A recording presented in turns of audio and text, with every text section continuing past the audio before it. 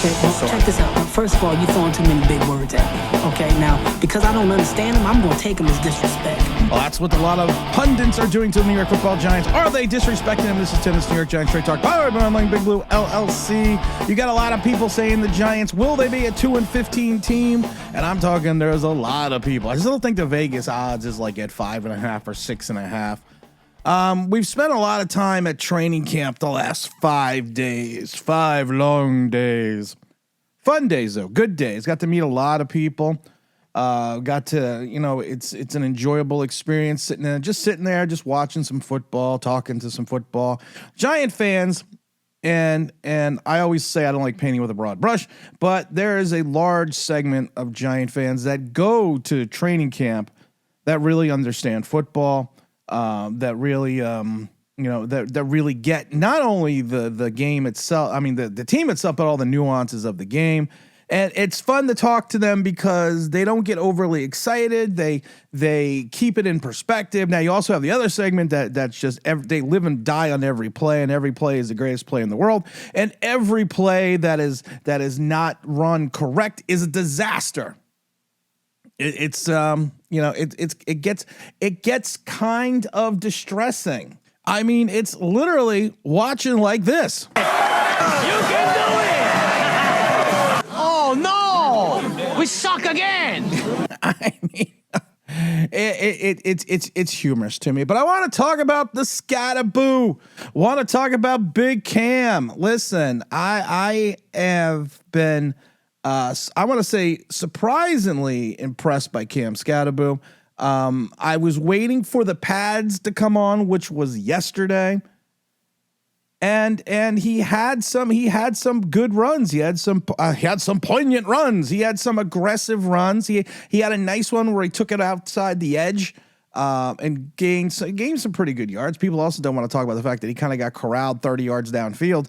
But he did. He took the edge. He was decisive with his. He has, I have to tell you this. Cam has been very decisive with his runs for the majority of this camp. And one of the biggest issues I had with Cam Skattebo coming out of college, besides the fumbling issues, is the fact that he had moments and he had times in college where he got too elaborate with like his jump cuts. He spent too much time dancing behind the line basically, instead of just hitting the hole that was available, going north, doing what you do well, which is go north to south. He had a little bit of, people will say he had a little bit of, if you look at some of the film back in college, he had a little bit of Saquon Barkley in him. He danced around a little bit. He did, like I said, you have to take a look at the jump cuts. But now he is, so far in camp, he has been very decisive with where he is running the ball.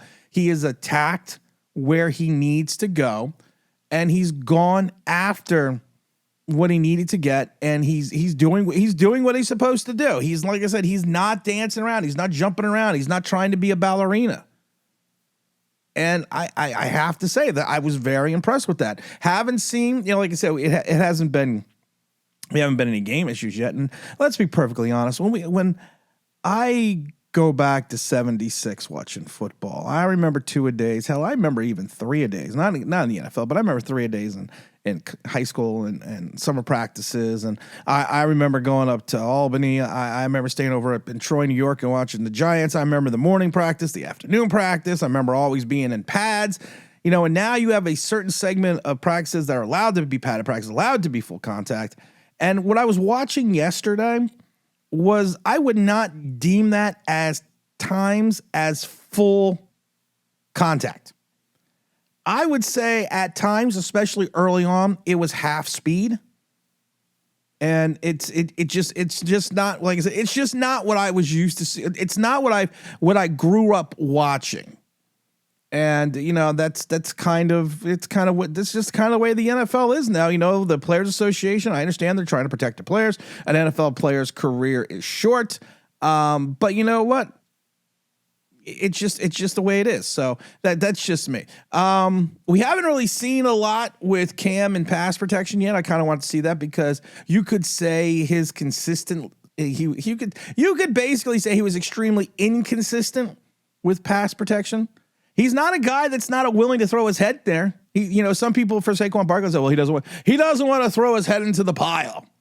No, Cam will stick his nose in there, but he doesn't have proper technique at times. But we haven't seen that yet because we haven't really seen him we haven't seen full speed passing drills. I mean, yes, technically, yesterday was full speed passing drills into contact, but like I said, we'll call it what it is.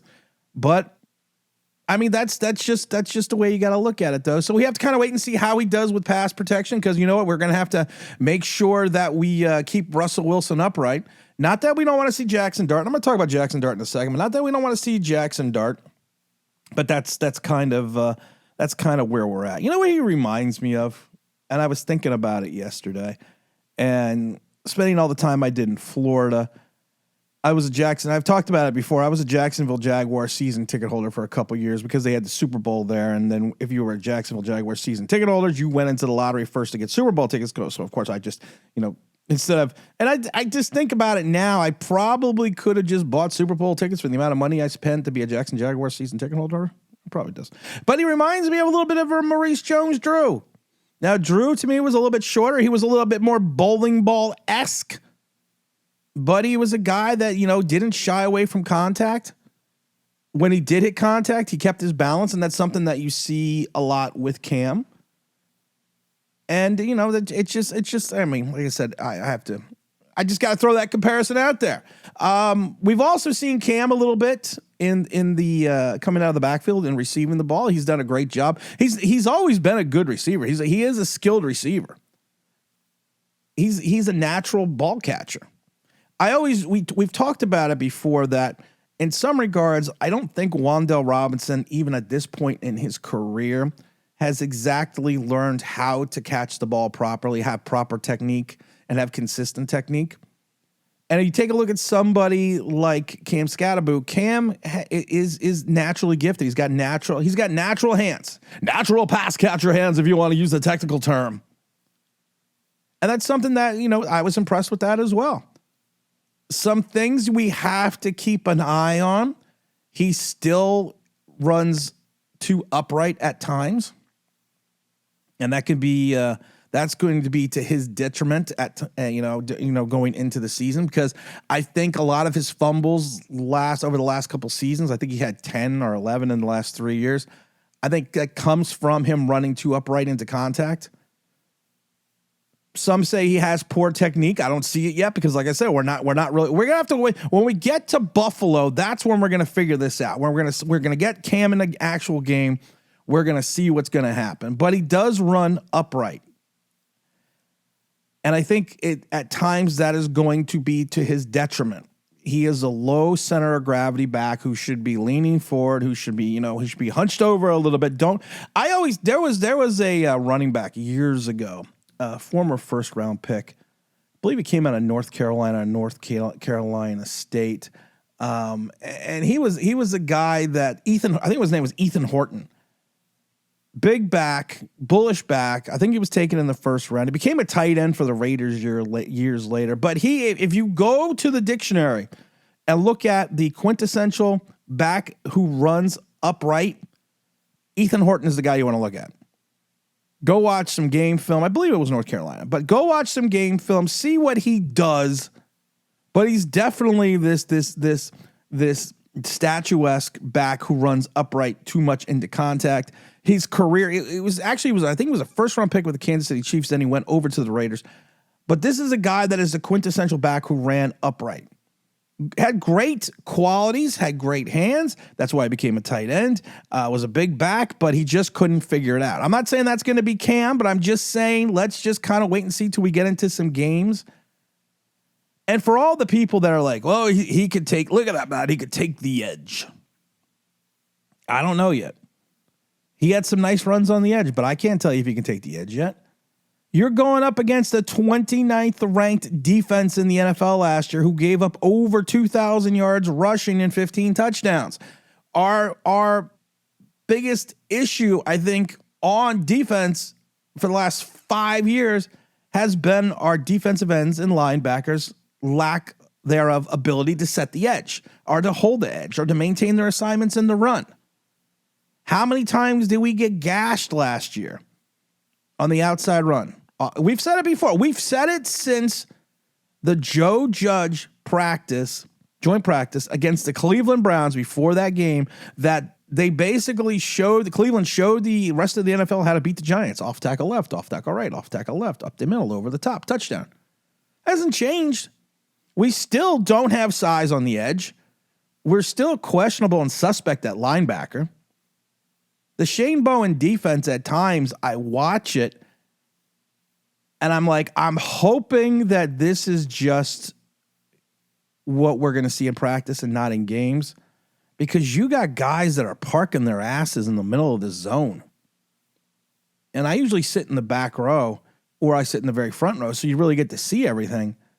But these are guys that are just finding wide open spaces, and Russell Wilson's just tearing them apart. Tearing them apart, because we're the Giants. So let's have some trepidation about Cam Skattebo right now in reference to being able to take the edge, because he is playing against the defense that was the worst defense in the league, setting the edge the last 3-4 years. So let's just, this is a guy that's still got 6'5" speed. This is a guy that I've seen it in camp that basically gets either corralled or, they catch up from behind. Does he have Wayne? He's got a little Wayne Gallman in him. Go back to that Seattle game where we beat Russell Wilson with Joe Judge's first year. Wayne Gallman had an opportunity to take it all the way to the house on what would have been like a 65-yard run, and he got pulled down at the 25. I think that's going to happen to Cam. And hopefully he's going to learn proper technique in reference to protecting the football. And he's not going to fumble when he runs into that contact from behind. Well, like I said, if you want to take away there's a lot of good to take away from Cam Skattebo right now. He hasn't been running upright. He hasn't been dancing. He's been attacking his assignments. He has been attacking the hole. That's what she said. I couldn't reach the button. That's what she said. So I mean, you have to look at it this way. There's a lot of good things. We knew he was going to be proficient as a pass catcher. Like I said, he has natural pass catching ability. And right now, he is probably one of the highlights of camp. Jackson Dart, he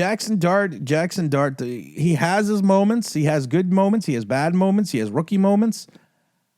He's definitely a project.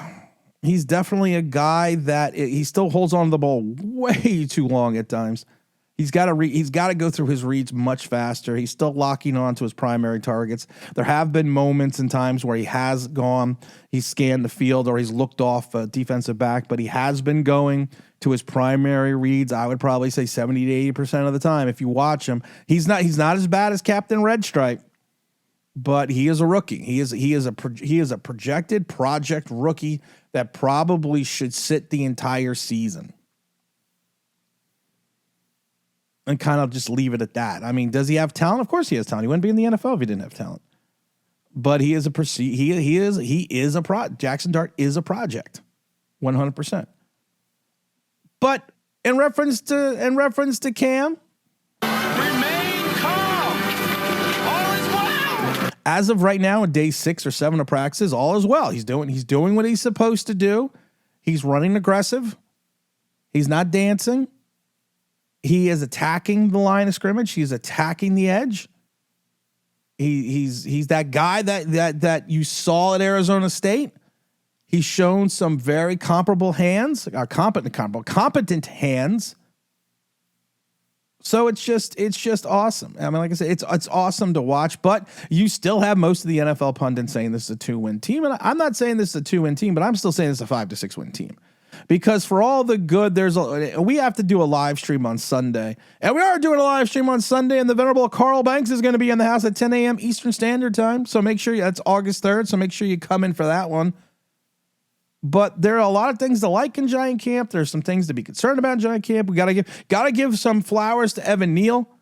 I did a video about his redemption and resurrection that people thought I was crazy. And now people in camp are like, wow, just look how good he is. You know what I laugh about, though? And I'm not saying, never take anything I say as gospel.